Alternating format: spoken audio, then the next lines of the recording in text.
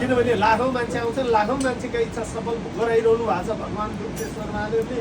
विशेष गरी यहाँ दुई कुरा नि भन्नु हुँदैन, यहाँ दुई कुरा भने नि यहाँ एउटै पुग्दैन, यस्तो छ यहाँका शक्तिको विषय चाहिँ। यहाँ एक कुरा भनेर गएपछि हामीले पाएनौँ, पुगेन, भएन भने दुर्गेश्वरको इतिहासमा रेकर्डै छैन। यो नेपाल भूमिको कलियुगको चमत्कार हो कि हामीले चिन्न पर्ने देखिन्छ, बुझ्न पर्ने देखिन्छ, किनभने विश्व सामु फैलाउनु पर्ने देखिन्छ। हामी युवा हौँ, जाने बुझिया छ, अहिले त पढी लेखेका छौँ, सारा कुरो सबै कुरो सक्षम भइसकेका छौँ।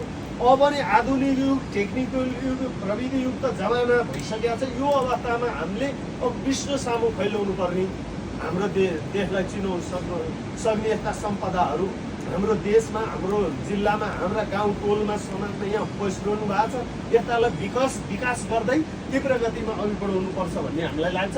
अब यो मन्दिरमा यो भित्तो प्राकृतिक मन्दिर, मान्छेले बनाइदिएका मन्दिर हुन्छन् भने यहाँ चाहिँ प्रकृतिले नै बनाइदिएको मन्दिर, भगवानको वासस्थान, भगवान बस्ने ठाउँ प्रकृतिले बनाइदिएको।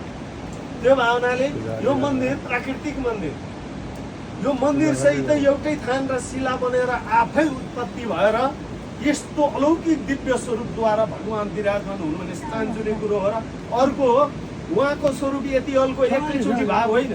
उहाँ त हाम्रो मानु पाथी हुन्छ नि, चामल भर्ने पाथी, पाथी भोप्ट्या भन्दा केही हल्का सानो स्वरूपमा हुनुहुनेछ उहाँको सानो स्वरूप।